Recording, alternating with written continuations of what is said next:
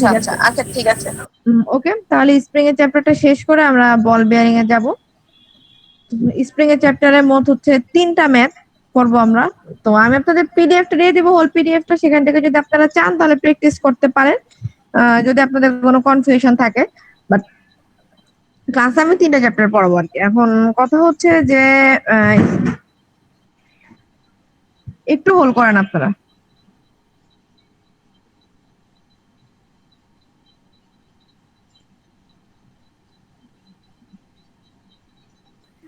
কারণ পিডিএফ এর ম্যাথ গুলো সেই রকম ভাবে সিনক্রোনাইজ করা নাই, তো দেখা যায় অনেক ক্ষেত্রে ম্যাথ করার সময় পিডিএফ এর ম্যাথে স্কিপ করে দেওয়া আছে, একটু প্রবলেম ফেস করতে পারেন। একটু গুগল ক্লাসরুমে দেখেন, আমি হচ্ছে বিয়ারিং এর চ্যাপ্টারের ম্যাথ গুলি আপলোড করে দিচ্ছি। আপলোড করে আমি ক্লাস স্প্রিং এর চ্যাপ্টারের ম্যাথ আপলোড করে ক্লাস শুরু করতেছি। তার আগে কথা হচ্ছে যে স্প্রিং আসলে আমরা কি কাজে ইউজ করি, আপনাদের কার আইডিয়া আছে?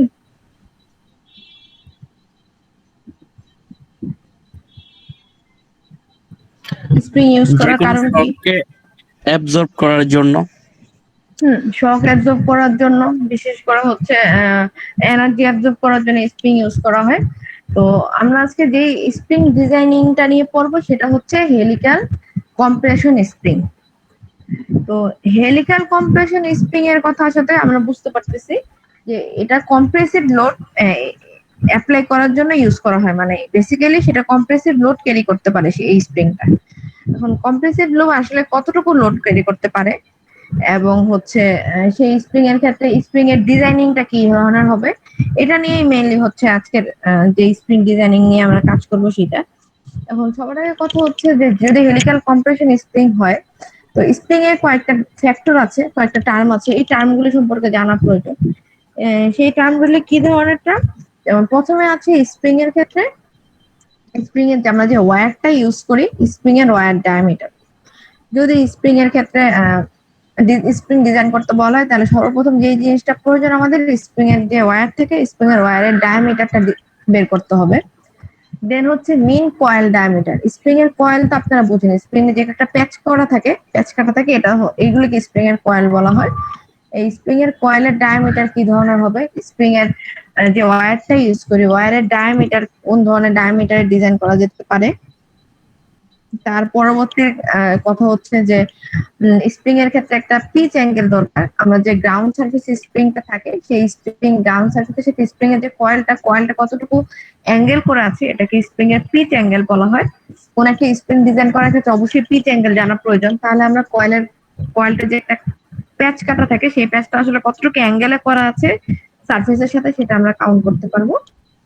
তারপরে কাজ হচ্ছে যে স্প্রিং এর ক্ষেত্রে আমরা স্প্রিং এর ম্যাম স্ক্রিন কি শেয়ার করছেন? না আমি পাশে। স্ক্রিন শেয়ার করি নাই, আমি জাস্ট হচ্ছে যে টার্মগুলি দরকার ওইগুলো নিয়ে কথা বলতেছে, স্ক্রিন শেয়ার আচ্ছা দিচ্ছি ঠিক একটু আছে। করে। তো স্প্রিং এ আরো যে জিনিসটা জানা প্রয়োজন, স্প্রিং এর নাম্বার অফ অ্যাক্টিভ কয়েল বা টোটাল কয়েল। এখন স্প্রিং এ আমি তো বললাম স্প্রিং এর যে একটা খাঁজ কাটা থাকে, সেটাই হচ্ছে স্প্রিং এর কয়েল সংখ্যা।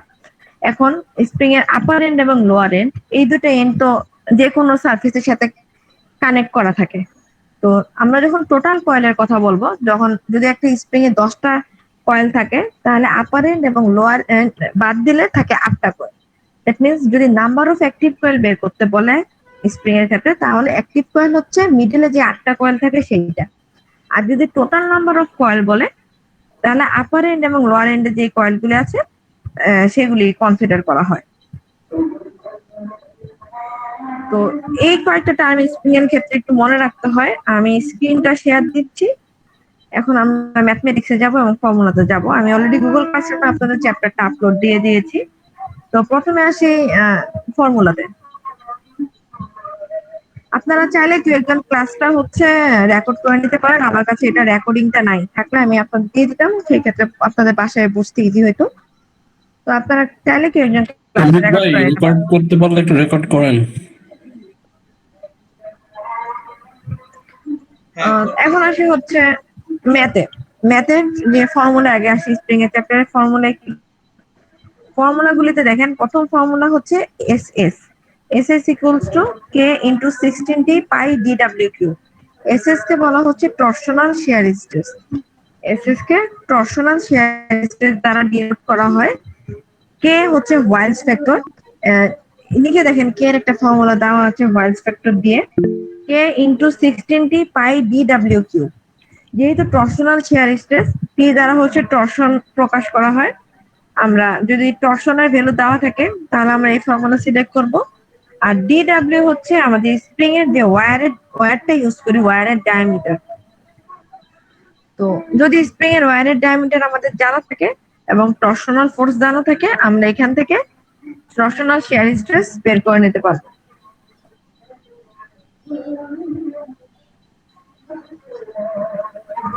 এখন কথা হচ্ছে যদি টর্সনাল ফোর্সের কথা, টর্সনের কথায় না উল্লেখ করা থাকে কোশ্চেনে, যদি কম্প্রেসিভ ফোর্সের কথা বলা থাকে যে কম্প্রেসিভ ফোর্স অ্যাপ্লাই করা হয়েছে স্প্রিং এ, সেই ক্ষেত্রে আমরা সেকেন্ড ফর্মুলা ইউজ করব। সেকেন্ড ফর্মুলাটা দেখেন কে ইন্টু 8f dm পাই ডিডব্লিউ কিউব। ডিএম হচ্ছে মিন কয়েল ডায়ামিটার। কয়েল ডায়ামিটারের কথা আমি প্রথমে বলেছি যে কয়েলটা ইউজ করা হবে স্প্রিং এর ক্ষেত্রে। ডিএম কে মিন কয়েল ডায়ামিটার দ্বারা প্রকাশ করা হয়, ডিডব্লিউ হচ্ছে ওয়্যার ডায়ামিটার। তাহলে স্প্রিং এর যদি বলা হয় যে স্প্রিং এর আউটসাইড ডায়ামিটার কত, তাহলে তো আমরা বলতে পারি যে কয়েলের ডায়ামিটার এবং হচ্ছে ওয়্যারের ডায়ামিটারের সামেশনটা হচ্ছে টোটাল আউটসাইড ডায়ামিটার। তো আউটসাইড ডায়ামিটারকে যদি ডি নট দ্বারা প্রকাশ করা যায় তাহলে আমরা বলতে পারি D not equals to DM plus DW. সেখান থেকে আমরা হচ্ছে স্প্রিং এর ক্ষেত্রে আউটসাইড ডায়ামিটারটা বের করতে পারি যদি কয়েল ডায়ামিটার এবং ওয়্যার ডায়ামিটার আমাদের জানা থাকে। এখন এই ফর্মুলার মধ্যে আননোন হচ্ছে কে, কে কে বলা হয় Wahl's factor. K equals to 4c minus 1, 4c minus 4 plus 0.615 by C. C হচ্ছে স্প্রিং ইন্ডেক্স, সি কে বলা হচ্ছে স্প্রিং ইন্ডেক্স।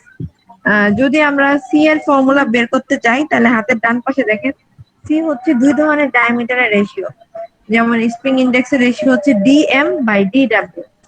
ডিএম হচ্ছে কয়েল ডায়ামিটার, ডিডব্লিউ হচ্ছে ওয়্যার ডায়ামিটার। এই দুইটা ডায়ামিটারের রেশিও হচ্ছে সি। আমরা যদি সি এর ভ্যালু জানা থাকে তাহলে আমরা ইজিলি ওয়াইলস ফ্যাক্টর বের করে নিতে পারবো। তো ওয়াইলস ফ্যাক্টর বের করার আরো একটা ওয়ে আছে, আমাদের ডেটা টেবিল থেকে আমরা ওয়াইলস ফ্যাক্টরের ভ্যালুটা নিতে পারি। তো আপনাদের ইচ্ছে, আপনারা যদি চান ফর্মুলায় সি এর ভ্যালু অ্যাপ্লাই করে ওয়াইলস ফ্যাক্টর বের করবেন সেটা বের করতে পারেন, অথবা যদি ডেটা টেবিল থেকে বের করতে চান সেটাও বের করতে পারেন। বাট আমি পার্সোনালি প্রেফার করি ডেটা টেবিল থেকে ভ্যালু বের করা, কারণ এখানে ক্যালকুলেশন করার ক্ষেত্রে যদি আপনার কোনো একটা ভুল হয়ে যায় তাহলে আপনার কে এর ভ্যালুটা ভুল হবে। ওয়াইলস ফ্যাক্টরটা ভ্যালু ভুল হলে দেখতেছেন যে আমাদের যে টর্সনাল শিয়ার স্ট্রেস এসএস, এই ভ্যালুটাও ভুল হবে। আলটিমেটলি ম্যাথের প্রত্যেকটা ভ্যালুই ভুল আসবে। এই জন্য আমি বলি যে ক্যালকুলেশন না করে ডেটা টেবিল থেকে বের করাটা ইজি। তারপর আসতেছে পিচ অ্যাঙ্গেল। পিচ অ্যাঙ্গেল কে ল্যাম্ডা দ্বারা প্রকাশ করা হয়, lambda equals to tan inverse P by pi DL. P হচ্ছে পিচ, পিচের ভ্যালু আমরা টেবিল থেকে পাবো। আর ম্যাথের ক্যালকুলেশনের ক্ষেত্রে একটা জিনিস খেয়াল রাখবেন যে পিচ অ্যাঙ্গেলের ভ্যালু যে কোনো স্প্রিং এর ক্ষেত্রে always less than equals to 12 degree হয়। মেইনলি হেলিক্যাল কম্প্রেশন স্প্রিং এর ক্ষেত্রে 6 বা 7 ডিগ্রির মধ্যে ভ্যালুটা হয়। হাইয়েস্ট সে 12 ডিগ্রি পর্যন্ত যাবে, 12 ডিগ্রি ক্রস করবে না। যদি কোনো কারণে ক্রস করে দ্যাট মিনস আপনার ম্যাথের ক্যালকুলেশনটা ভুল হয়েছে। অবশ্যই পিচ অ্যাঙ্গেলের ভ্যালু 12 ডিগ্রির নিচে থাকবে, এটা খেয়াল রাখবেন। এরপর আসতেছে ডিফ্লেকশন।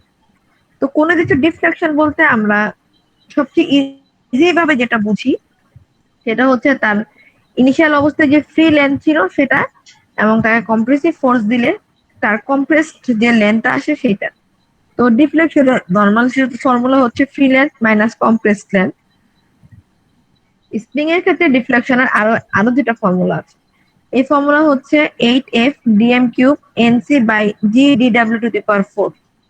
এই টার্মের মধ্যে অপরিচিত হচ্ছে এনসি। এনসি কে বলা হয় নাম্বার অফ অ্যাক্টিভ কয়েল, যেটা আমি একটু আগে বলেছি। যদি আমাদের স্প্রিং এর ক্যালকুলেশনে যদি আসে number of active coil 8, that means spring এর আপার এন্ড এবং লোয়ার এন্ডে দুইটা কয়েল বাদ দিয়ে মিডিলে যে একটা কয়েল ছিল সেই একটা কয়েলকে বলা হচ্ছে নাম্বার অফ অ্যাক্টিভ কয়েল। তো নাম্বার অফ অ্যাক্টিভ কয়েল জানা থাকলে আমরা স্প্রিংটাকে ফোর্স দিলে কতটুকু ডিফ্লেকশন হয়েছে সেটা বের করতে পারবো। এখন আপনারা একটু বলেন যে আপনাদের ফর্মুলাতে কোনো কনফিউশন আছে? ম্যাম, প্রথম ফর্মুলাতে ওই 16t, এই টিটা কোনটা? টি হচ্ছে টরশন। আচ্ছা টর্শন আমরা হচ্ছে আমরা তো টর্শনাল ফোর্স জানি যে কোন সময় ঘূর্ণায়মান গতি আচ্ছা ফলে আমরা আমাদের সারফেসে এক ধরনের টর্শন ক্রিয়েট হতে পারে, এটি হচ্ছে টর্শন। এখন ম্যাথে যদি কোনো কারণে টর্শনাল ফোর্স উল্লেখ না থাকে, তাহলে আমরা এই ফর্মুলাতে যেতে পারছি না, কারণ টর্শন ছাড়া তো এই ফর্মুলা অ্যাপ্লাই করা পসিবল না। তখন আমাদের দেখতে হবে যে কম্প্রেসিভ ফোর্সের কথা উল্লেখ করা আছে কিনা। যদি কম্প্রেসিভ ফোর্সের কথা উল্লেখ করা থাকে তাহলে আমরা সেকেন্ড ফর্মুলায় যেতে পারি। ঠিক আছে, এই কয়টা হচ্ছে আমাদের ফর্মুলা। স্প্রিং এর ম্যাথ গুলো একটু লেন্দি, আপনাদের একটু টাইম নিয়ে প্র্যাকটিস করতে হবে। জি বলেন।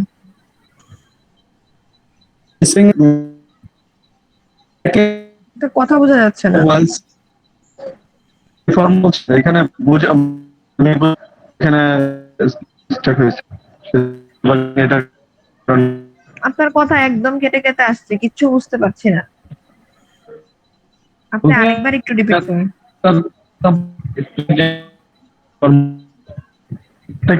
আলামিন সুলতান ভাই, আপনার কথা একদম বোঝা যায় না। সুলতান, আচ্ছা, যদি আপনার এখন নেটওয়ার্কের সমস্যা থাকে তাহলে আপনি ওয়েট করে আমাকে ক্লাসের শেষে এই কোশ্চেনটা আবার জিজ্ঞেস করেন, ঠিক আছে? যদি হচ্ছে নেটওয়ার্কের প্রবলেম থেকে থাকে ও সলভ হলে দেন আমাকে আবার কোশ্চেনটা করেন, ঠিক আছে? আর কারো কোনো প্রবলেম আছে? যদি প্রবলেম না থাকে তাহলে আমরা হচ্ছে ম্যাথে আসি। ম্যাথের কোশ্চেনটা দেখেন, a solenoid brake is to be evaluated by a helical compression spring। একটা ব্রেকিং সিস্টেম ইউজ করা হয়েছে, সেখানে হেলিক্যাল কম্প্রেশন স্প্রিং কাজ করতেছে। The spring should have free length of approximately 18 inch। Spring এর ফ্রি লেন্থ দেওয়া আছে 18 inch and is to exerted a maximum force of 2850 pound। মানে স্প্রিং এর ফ্রি লেন্থ দেওয়া আছে 18 inch, যে ম্যাক্সিমাম ফোর্সটা অ্যাপ্লাই করা হচ্ছে, কম্প্রেশন ফোর্স অ্যাপ্লাই করা হচ্ছে 2850 pound when compressed to a length of 15 inch। Compressive length দেওয়া আছে 15 ইঞ্চ। এখানে outside diameter must not exceed 7 inch, মানে তার আউটসাইড ডায়ামিটারটা 7 ইঞ্চ ক্রস করবে না। Using oil tempered wire design a spring for this brake. বলা আছে, আপনার আর কিছু বলা নেই, শুধু আউটসাইড ডায়ামিটারের কথা বলা আছে। মিন কয়েল ডায়ামিটার বা ওয়্যার ডায়ামিটার কিছুর কথা বলা নেই, বলা আছে আউটসাইড ডায়ামিটারটা 7 ইঞ্চ ক্রস করবে না। ইউজিং ওয়েল টেম্পার্ড ওয়্যার, ওয়্যারের ক্ষেত্রে যে ম্যাটেরিয়ালটা ইউজ করা হচ্ছে সেটা oil temper. Design a spring for this brake. তো এই ব্রেকিং সিস্টেমের জন্য স্প্রিং ডিজাইন করতে বলছে। এই ব্রেকেটে যে টার্মগুলির কথা বলা আছে এগুলো আসলে এক্সামের সময় থাকবে না, এটা জাস্ট কোশ্চেনে বোঝানোর জন্য বলা আছে।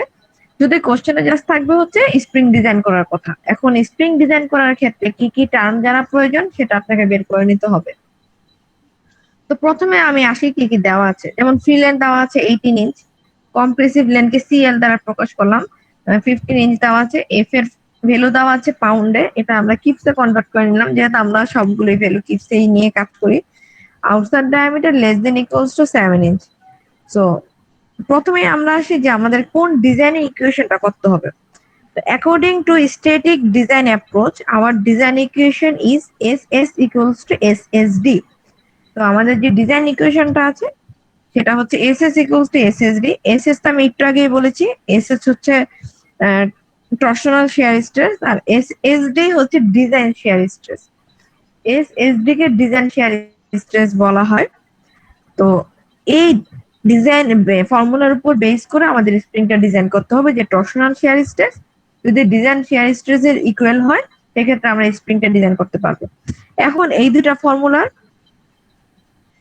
এই দুটা টার্ম থেকে আমরা কি কি ফর্মুলা বের করতে পারি সেটাই আসে। এখানে দেখেন যেহেতু কম্প্রেসিভ ফোর্সের কথা বলা আছে তাহলে আমরা এসএস এর ক্ষেত্রে যেই ফর্মুলাটা নিব সেটা ফোর্সের ইকুয়েশনটা নিব। তো ফোর্সের ইকুয়েশনটা নিলাম, 2 নাম্বার ইকুয়েশন দিলাম। এখন এই ইকুয়েশনে আননোন কি কি সেটা আমাদের বের করতে হবে। এই ইকুয়েশনে শুধুমাত্র যে ফোর্সটা কোশ্চেনে দেওয়া আছে, আর কিছুই কোশ্চেনে দেওয়া নাই। সেক্ষেত্রে আমরা কি করতে পারি? সেক্ষেত্রে যেটা করতে পারি, আমাদের হচ্ছে স্প্রিং ইনডেক্স যে সি এর ভ্যালুটা আমরা অ্যাজিউম করে নিব। এখন সি এর ভ্যালুটা আমরা কত অ্যাজিউম করব? সি এর ভ্যালু সম্পর্কে তো আমাদের কিছু কোশ্চেনে বলা নাই, আমরা আসলে কত অ্যাজিউম করতে পারি? এখন অ্যাজিউম যেটা করতে পারি, আমাদের আউটসাইড ডায়ামিটার দেখেন 7 ইঞ্চ দেওয়া আছে, যে আমরা স্প্রিং এর আউটসাইড ডায়ামিটারটা 7 ইঞ্চ নিতে পারবো। এক্সাক্ট 7 ইঞ্চের বেশি নেওয়া যাবে না। তো আউটসাইড ডায়ামিটার মানেই তো আপনার ওয়্যার ডায়ামিটার এবং কয়েল ডায়ামিটার যোগফল, রাইট? আবার আমরা জানি যে স্প্রিং ইন্ডেক্সের রেশিও হচ্ছে ডিএম বাই ডিডব্লিউ, তার মানে আউটসাইড ডায়ামিটারের সাথে স্প্রিং ইন্ডেক্সের একটা রিলেশন আছে। তো সেটার উপর বেস করে আমরা একটা মোটামুটি অলিখিত একটা নিয়ম, যে যদি আউটসাইড ডায়ামিটার 7 দেওয়া থাকে, 7 ইঞ্চি দেওয়া থাকে, তার থেকে আমরা 2 ইঞ্চি কম ধরে সি এর ভ্যালুটা অ্যাজিউম করে নিব। যেমন আউটসাইড ডায়ামিটার যদি 9 দেওয়া থাকে, তাহলে আমরা সি এর ভ্যালু 7 ধরে করব। 7 নিতে পারেন, আপনি 7.5 নিতে পারেন, 8 নিতে পারেন। এখন আমি 5 যেমন এখানে কোশ্চেনে দেওয়া ছিল সি এর ভ্যালু 7, আমি সি এর ভ্যালু 5 অ্যাজিউম করলাম। এখন 5.5 অ্যাজিউম করতে পারেন, 6 অ্যাজিউম করতে পারেন। 5 কেন অ্যাজিউম করলাম সেটা আমি একটু পরে বলতেছি। তো যেটা বললাম যে 5 অ্যাজিউম করা বেটার, সেই ক্ষেত্রে ম্যাথে কোনো ধরনের মিস্টেক হওয়ার চান্সেস থাকে না। যেহেতু এটা অ্যাজাম্পশন, এটা অনেক সময় ভুলও হতে পারে, কিন্তু 5 নিয়ে করলে অ্যাজাম্পশন ভুল হওয়ার চান্সেস তেমন থাকে না। তো আমি সি এর ভ্যালু 5 অ্যাজিউম করলাম। সি এর ভ্যালু যদি 5 হয়, তাহলে আমাদের এখানে কে এর ভ্যালু জানা প্রয়োজন। তো আমরা এখন ফিগার A15 এ যাব। এখানে আমি A15 ফিগারটা অ্যাড করেছি।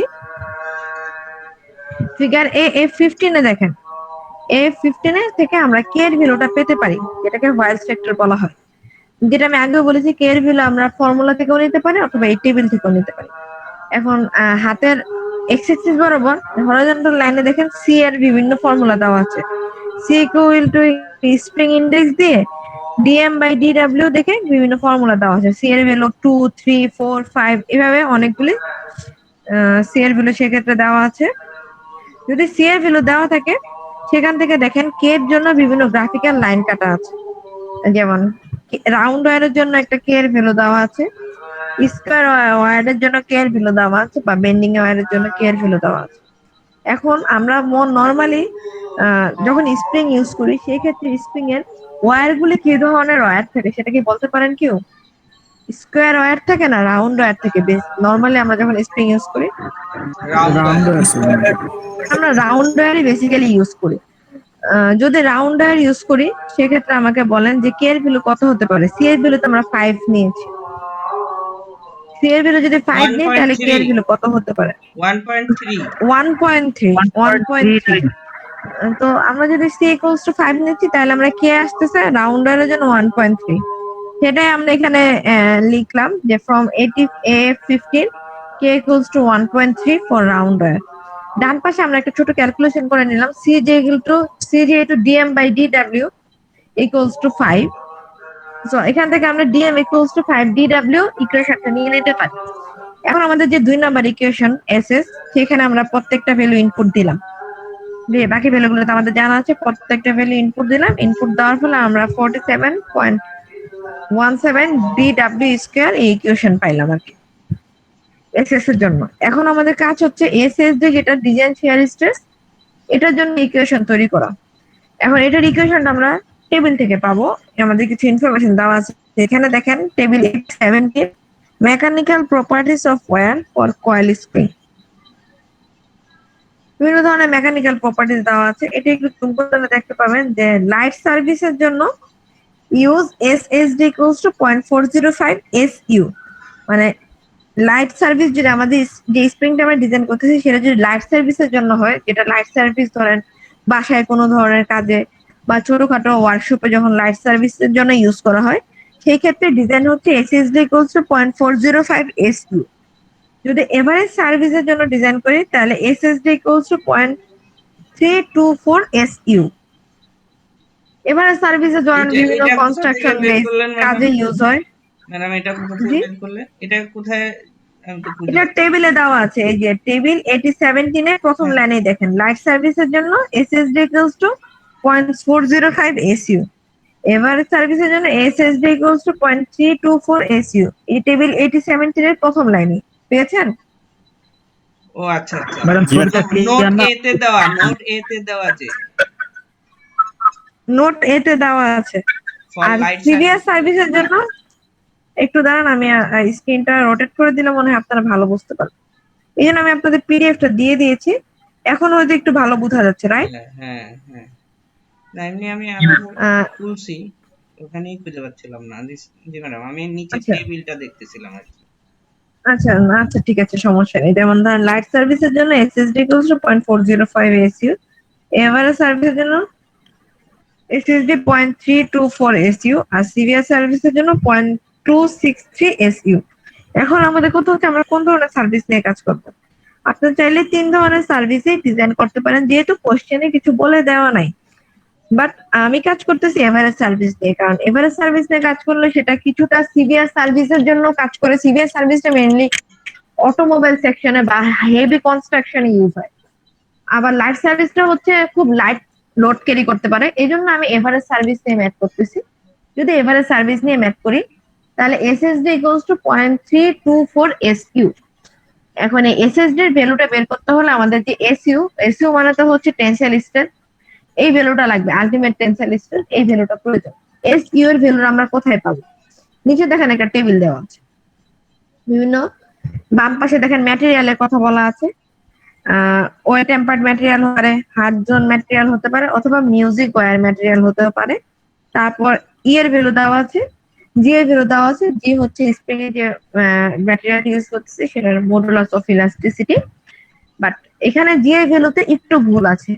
এখানে টেবিলে দেওয়া আছে জে ইন্টু 10⁻⁶ psi, বাট এটা আপনাদের বইয়ের প্রিন্টিং মিস্টেক। এটা 10⁶ psi হবে, 10⁻⁶ হবে না। তো জি এর ভ্যালুটা আপনারা একটু, যেহেতু ক্লাস আমি বলেছি ম্যাথ করার সময় অবশ্যই খেয়াল রাখবেন। জি এর ভ্যালু এখানে 10⁶ psi হবে। তারপর আপনাদের ডিজাইন স্ট্রেস এর ভ্যালু দেওয়া আছে। দেন দেখেন যে মিনিমাম টেনসাইল এসইউ ভ্যালু দেওয়া আছে কেএসআই। এখন আমাদের কথা হচ্ছে যে আমরা যে ম্যাটটা ডিজাইন করতেছি ওয়েল টেম্পার্ড ম্যাটেরিয়ালের জন্য কোশ্চেনে বলা আছে।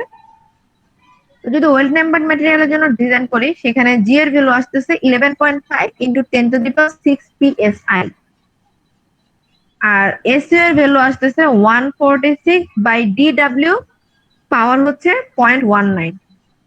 যদি ম্যাক্সিমাম সলিড হাইট বের করতে বলে তাহলে সেটা হচ্ছে 0.6 এসইউ। যেহেতু এখন আমাদের ম্যাক্সিমাম সলিড হাইটে আমরা আসি নাই, এভাবে আপনাদের প্রত্যেকটা ভ্যালু দেওয়া আছে। তো যেহেতু ওয়েল টেম্পার্ড ম্যাটেরিয়াল বলা আছে, আমরা জি এর ভ্যালু পাচ্ছি 11.5 into 10⁶ psi, maximum tensile strength পাচ্ছি 146/DW, পাওয়ার হচ্ছে 0.19। এখন আমরা ম্যাথমেটিক্সে আসি। ম্যাথে দেখেন from 17 for average service SSD equals to 0.324 SU, যে ফর্মুলাটার কথা আমি বলেছি। আর ওয়েল টেম্পার্ড ম্যাটেরিয়ালের জন্য AC equals to 146/DW to the power 0.19।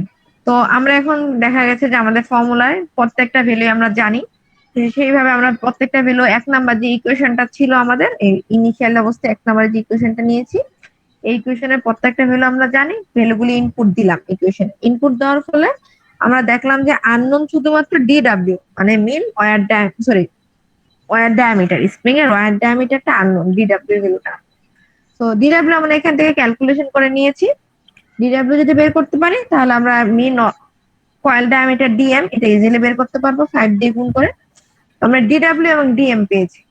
এখন কথা হচ্ছে এই ভ্যালুগুলো যে পেয়েছি, আমরা তো প্রথম এজাম্প করেছি সি ইকুয়ালস টু 5। এই সি ইকুয়ালস টু 5 এর জন্য আমরা এই ভ্যালুগুলি পাচ্ছি।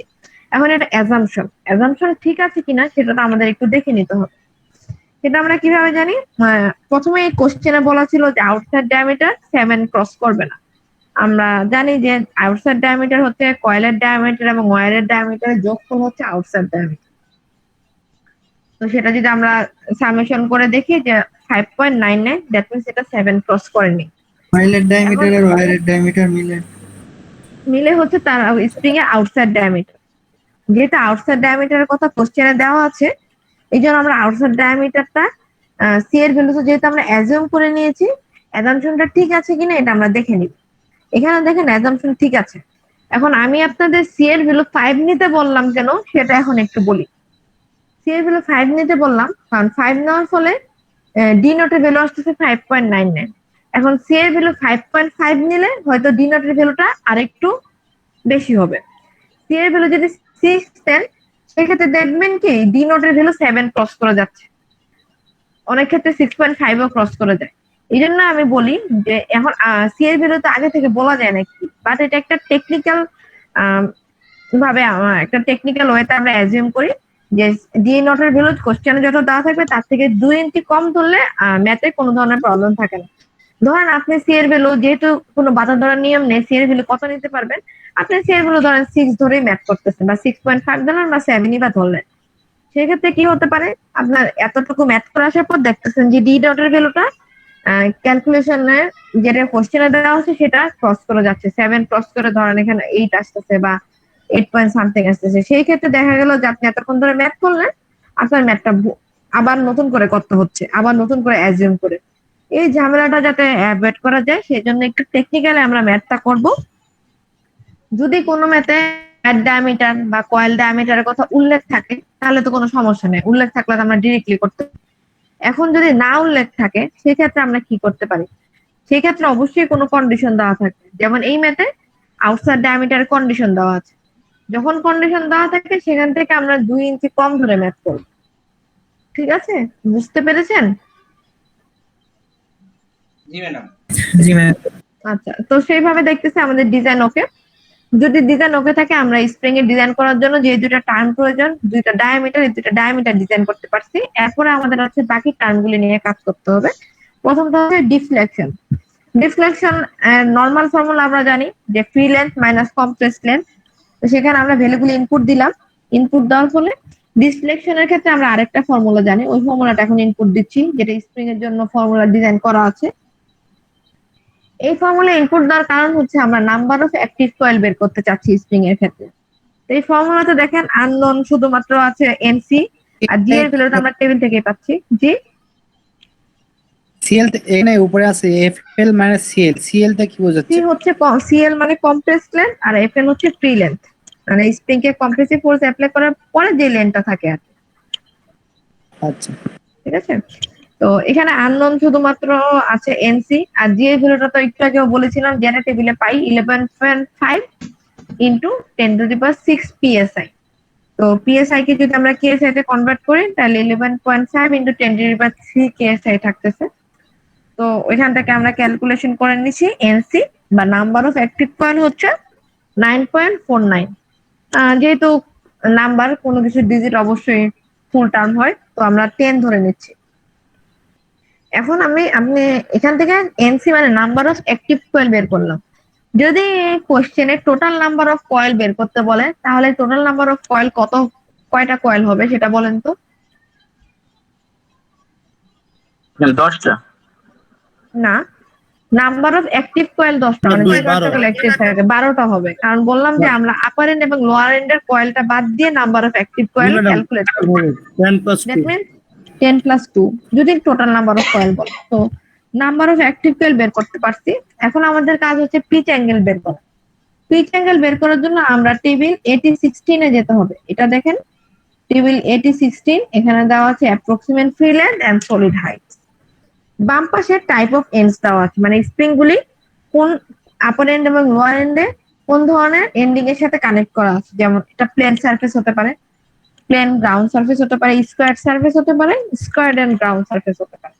এখন আপনাদের কোশ্চেনে বলে দেওয়া নেই, আপনারা 4টা থেকে যে কোনো একটা সিলেক্ট করতে পারেন। আমি লাস্টেরটা নিয়ে কাজ করতেছি, স্কোয়ার এন্ড গ্রাউন্ড সারফেস। যদি এই ধরনের সারফেস হয়, দেখেন ফ্রি লেন্থের ফর্মুলা দেওয়া আছে, ফ্রি লেন্থের ফর্মুলা দেওয়া আছে PNC + 2DW। P হচ্ছে pitch, NC number of active coil, আর ডিডব্লিউ তো ওয়্যার ডায়ামিটার যেটা আমরা বের করেছি, এনসি বের করেছি। ম্যাডাম কথা শুনে না। কি বলেন? হ্যাঁ শোনা যাচ্ছে, আপনার ওখানে সম্ভবত নেটের প্রবলেম। মানে এখানে মনে একটু তাহলে নেট প্রবলেম করছে আর কি।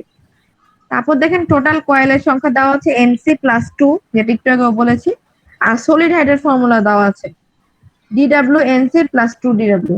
এখন আমাদের স্কোয়ার এন্ড গ্রাউন্ড সারফেসের জন্য যেহেতু আমরা ফ্রি লেন্থের ভ্যালু জানি, ফ্রি লেন্থ কোশ্চেনে দেওয়া আছে 18 ইঞ্চ, তো এখান থেকে আমরা এই ফর্মুলা অ্যাপ্লাই করে পি যেটা পিচ এটা বের করে নিতে পারবো। তো from 8016 for square and ground surface free length FL = PNC + 2DW।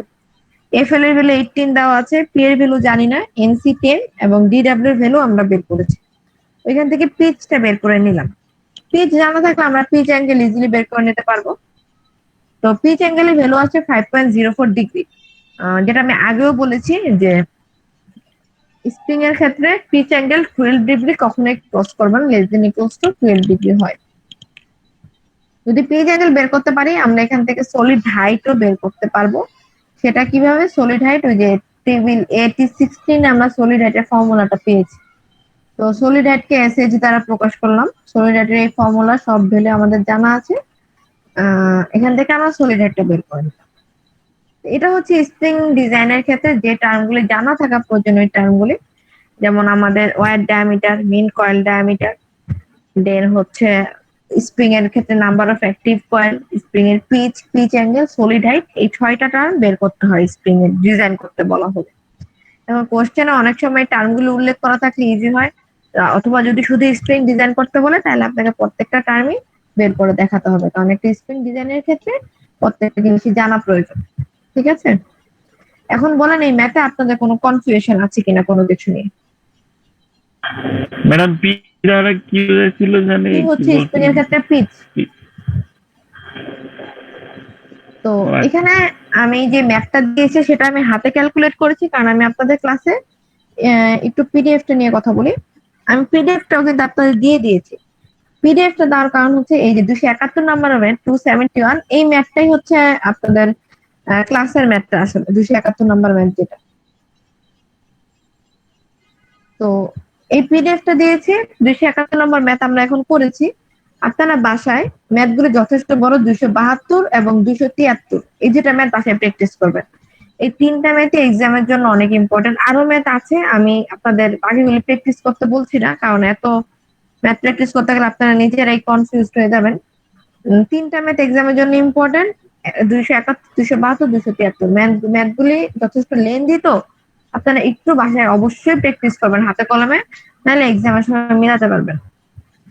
মিডের সময় ম্যাথগুলি যথেষ্ট একটু ছোট ছিল, মানে মিডের ম্যাথগুলো তো জানেন যে যতটুকু থাকা যথেষ্ট ছিল।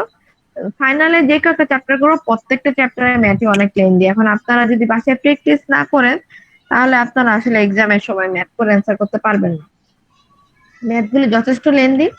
আর 271 নম্বর ম্যাথটা এখানে যেটা দেওয়া আছে আমি সেই ফর্মুলা ইউজ করেছি, বাট আমি যেটা আপনাদের বলবো যে হচ্ছে আমি যে পিডিএফটা দিয়েছি সেটা দেখে আপনারা প্র্যাকটিস করবেন, মানে 271 নম্বর ম্যাথটা। কারণ এখানে যে ফর্মুলা আমি সেই ফর্মুলা ইউজ করেছি, বাট এখানে একটু সিনক্রোনাইজ হয়ে করা নেই, মানে যখন যে ফর্মুলা দরকার তখন যেটা ইউজ করা নেই, হুটহাট ফর্মুলা প্রথমে দিয়ে রেখেছে, যেটা প্রথম অবস্থায় করতে গেলে আপনারা কনফিউজড হয়ে যাবেন। আমি এই ম্যাথটাকে একটু সিনক্রোনাইজ হয়েতে হাতে করে আপনাদের ক্লাস করালাম। আপনারা যদি ওই পিডিএফ এর ম্যাথটা প্র্যাকটিস করেন তাহলে এখানে এসে প্রত্যেকটা ফর্মুলাই দেখলে চিনতে পারবেন। ঠিক আছে, আর 271 এখানে অনেক লেন্দি ভাবে করা আছে, 271, 272, 273 প্রত্যেকটা ম্যাথই একটু লেন্দি, এবং ক্যালকুলেশনটা অবশ্যই আপনারা বাসায় প্র্যাকটিস করবেন ঠিক মতো, নাহলে অনেক কনফিউশনে পড়ে যাবেন ম্যাথে। ওকে ওকে ম্যাম। আর কথা হচ্ছে যে 272, 273 এর ক্ষেত্রে এখানে যে ফর্মুলা ইউজ করেছে সেটা একটু দেখে নেবেন। তাহলে নেক্সট উইকে এই 3টা ম্যাথের প্রবলেম নিয়ে আমরা ডিসকাস করব। ম্যাডাম যদি ফর্মুলাগুলো আর একটু শর্টকাট একটু আলাপ করতে একটু ভালো হতো আর কি। আচ্ছা, তাহলে ফর্মুলাতে আসি আগে। তো ফর্মুলার ক্ষেত্রে যে ফর্মুলাগুলি প্রয়োজন এই পিডিএফ এ যদি আসি, ফর্মুলা মেইনলি প্রথম ফর্মুলা হচ্ছে 3টা। একটা এসএস টরশনাল শিয়ার স্ট্রেস বের করার ফর্মুলা, একটা পিচ অ্যাঙ্গেলের ফর্মুলা, একটা হচ্ছে ডিফ্লেকশনের ফর্মুলা। যেহেতু আমরা ম্যাথ করেছি এখন আমরা কিছু টার্মের সাথে পরিচিত, যেমন torsional shear stress equals to K into 16T pi DW cube. এ হচ্ছে হোয়াইলস ফ্যাক্টর। হোয়াইলস ফ্যাক্টর বের করার জন্য আমাদের সি প্রয়োজন, সি কে বলা হয় স্প্রিং ইনডেক্স। যদি স্প্রিং ইনডেক্সের ভ্যালুটা আমরা জানি তাহলে আমরা এখানে একটা ফর্মুলা দেওয়া আছে হোয়াইলস ফ্যাক্টরের, এই ফর্মুলার মাধ্যমে বের করতে পারি অথবা ডেটা টেবিলের মাধ্যমে বের করতে পারি। তো সেখান থেকে আমরা হোয়াইলস ফ্যাক্টরের ভ্যালুটা বের করে নিব, কে এর ভ্যালুটা। যদি কে এর ভ্যালু বের করতে পারি তো সেই ক্ষেত্রে আমরা এসএস যেটা টরশনাল শিয়ার স্ট্রেস, সেখানে 2টা ফর্মুলা আছে। একটা কোশ্চেনে যদি টরশনাল ফোর্স দেওয়া থাকে তাহলে আমরা প্রথম ফর্মুলা ইউজ করব, কোশ্চেনে যদি হচ্ছে কম্প্রেসিভ ফোর্সের কথা বলা থাকে তাহলে আমরা সেকেন্ড ফর্মুলা ইউজ করব। এইভাবে আমরা এসএস এর যে ফর্মুলা সেটা নিয়ে কাজ করতে পারি। তারপর আসতেছে পিচ অ্যাঙ্গেল। তো পিচ অ্যাঙ্গেল বের করার জন্য আমাদের lambda equals to tan inverse P by pi dm, P এর ভ্যালুটা আমরা হচ্ছে টেবিল 8016 এ পাবো। টেবিল 8016 এ পি এর ভ্যালুটা দেওয়া আছে, সেখান থেকে পাবো। তারপর আসতেছে ডিফ্লেকশন। আমরা কোনো কিছু ডিফ্লেকশন জানি initial free length minus compress length, এই ফর্মুলাটা আমরা ইউজ করতে পারি যদি ফ্রি লেন্থ এবং কম্প্রেস লেন্থের ভ্যালু কোশ্চেনে দেওয়া থাকে, অথবা স্প্রিং এর ক্ষেত্রে এখানে নাম্বার অফ অ্যাক্টিভ কয়েল দিয়ে দুটো ফর্মুলা আছে, এই দুটো ফর্মুলা ইউজ করতে পারি। এগুলো হচ্ছে জেনারেল ফর্মুলা। এখন আসি টেবিলে, আমরা কি কি টেবিল ইউজ করা হয়েছে। প্রথম যে টেবিলটা ইউজ করা হয়েছে এটা হচ্ছে A15, সেখান থেকে আমরা ওয়াইল্ড ফ্যাক্টরের ভ্যালু পাবো। আমরা যদি স্প্রিং ইনডেক্স অথবা সি এর ভ্যালু জানা থাকে তাহলে আমরা ইজিলি ওয়াইল্ড ফ্যাক্টর কে বের করে নিতে পারবো, ঠিক আছে। তো এরপরে আসতেছে টেবিল 8016। টেবিল 8016 থেকে আমরা বিভিন্ন এন্ডিং এর জন্য ফ্রি লেন্থ অথবা সলিড হাইট, টোটাল কয়েল, এই টার্মগুলি বের করতে পারবো। অ্যাকচুয়ালি আমরা ফ্রি লেন্থের মাধ্যমে পিচ বের করে নিই আর। এরপর আসতেছে বিভিন্ন মেকানিক্যাল প্রপার্টি, ওয়্যারের ক্ষেত্রে মেকানিক্যাল প্রপার্টি, যেমন সেটা লাইট সার্ভিসের জন্য হতে পারে, এভারেজ সার্ভিস অথবা সিভিয়ার সার্ভিস। আপনারা চাইলে যে কোনো তিনটার মধ্যে একটাই নিতে পারেন, বাট আমি আজকে ম্যাথ করার জন্য এভারেজ সার্ভিস নিয়ে ম্যাথ করলাম। এরপর আসতেছে হচ্ছে স্প্রিং এর ক্ষেত্রে আমাদের যে এসইউ এবং জি, মনোটনস অফ ইলাস্টিসিটি এবং টেনসাইল স্ট্রেংথ, এই দুটো ভ্যালু বের করার জন্য ডেটা টেবিল। এখন এটা হচ্ছে ওয়্যারের ম্যাটেরিয়াল দেওয়া আছে। ওয়্যারের ক্ষেত্রে ওয়েল টেম্পার্ড ম্যাটেরিয়াল বা হার্ড জয়েন্ট বা মিউজিক ওয়্যার, এই তিন ধরনের ম্যাটেরিয়ালের জন্য বিভিন্ন ভ্যালু দেওয়া আছে। এই ভ্যালুগুলি আমরা এখান থেকে এই টেবিল থেকে পাবো। এটা হচ্ছে টোটাল ম্যাথের একটা যে ফর্মুলা এবং টেবিলগুলো ইউজ করবো সেটা সামারি বললাম। তো আপনাদের তো অলরেডি পিডিএফ দিয়েছি, সেই সাথে আমি বইয়ের পিডিএফটাও দিলাম। এখন আপনারা মেনলি প্রথমে হচ্ছে আমি যেটা ক্লাসে করেছি এটা যদি প্র্যাকটিস করে যদি ইজি হয় তাহলে বইয়ের পিডিএফ গুলি দেখে আপনারা ম্যাথ গুলো বুঝতে পারবেন, ঠিক আছে। তিনটা ম্যাথে এক্সামের জন্য ইম্পর্টেন্ট, তিনটা ম্যাথ বাসায় প্র্যাকটিস করবেন ঠিকঠাক। স্প্রিং এর চ্যাপ্টারটা শেষ হলে আমরা হয়তো বল বিয়ারিং এর চ্যাপ্টারটা শুরু করতে পারবো, ঠিক আছে। জি ম্যাম।